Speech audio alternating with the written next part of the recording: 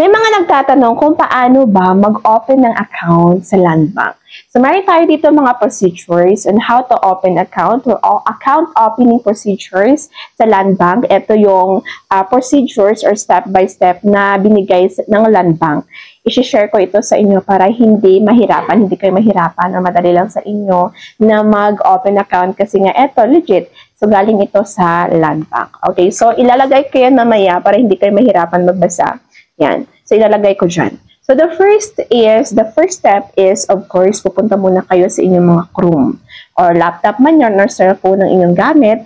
Again, everyone, before kayo pumunta ng Land Bank para i-verify ang inyong account or para pumunta kayo doon kasi babalik kasi nga kailangan muna kayong mag-open ng account bago kayo pumunta ng Land Bank. Okay? Kailangan mag-open account kayo sa online. And then, ito yung procedure. Kasi yung code, ibibigay mo yan doon sa personnel or sa mga staff doon sa Land Bank. Ayan. So, the first is for account opening. Again, pupunta muna kayo sa Chrome. And then, itatype nyo lang sa pinakaibabaw sa search bar. Sa URL, we have www.landbank.com. And press enter lang. And after that, may nakalagay na dyan, nalabas na yung Land Bank na website. And then, click online account opening and updating. Yun. And then, apply now. Click apply now. And click I would like to open a personal account. Yun.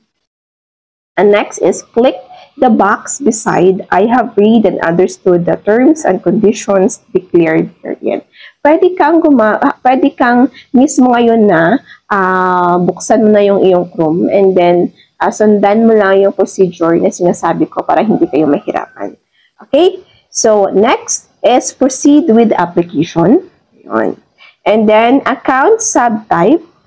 Account subtype, we have next is individual for individual accounts. Pipilian mo yan. Ito yung pagpipilian mo.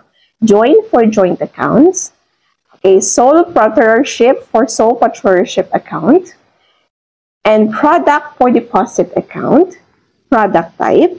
So we have the ATM savings account.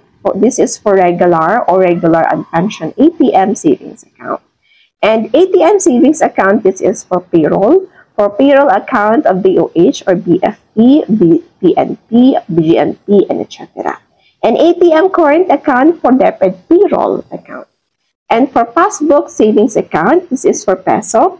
For passbook savings account, which is, next is primary account name. Enter your first name, middle name, last name, and each name field. Select in the drop-down list of the name suffix or name extension. Kung wala namang suffix or name extension, wala din naman. Next, for model number, enter your 11-digit mobile number. Next, for email address, enter your email address. Click box, I am not a robot, and then comply verification. And after that is to proceed with application and supply required personal information marked with asterisk or notes to shout as no characters. So kapag naglalagay kayo ng mga personal information nyo, make sure na wala kayong mga any na characters like mga asterisk. Yan. Next, access enrollment. Yan.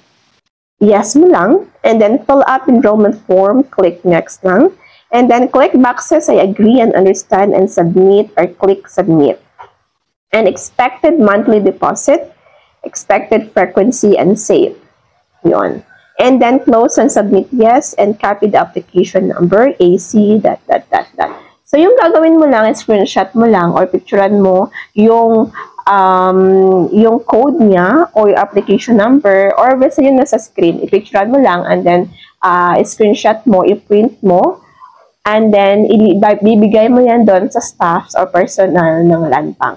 And then sila na mag-verify and then sasabihin nila, ibibigay nila yung after nilang mag-verify, ilalagay nila yung mga information mo to make sure na ikaw ba talaga yan, is ibibigay na nila, ipiprint na nila yung inyong ATM, ibigay nyo sa'yo, or kapag walang available na ATM na card is babalik ka sa next na day.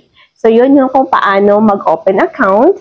Kapag ikaw ay newly hired or di kaya gusto mo mag-savings lang, pwede. account opening. Yan.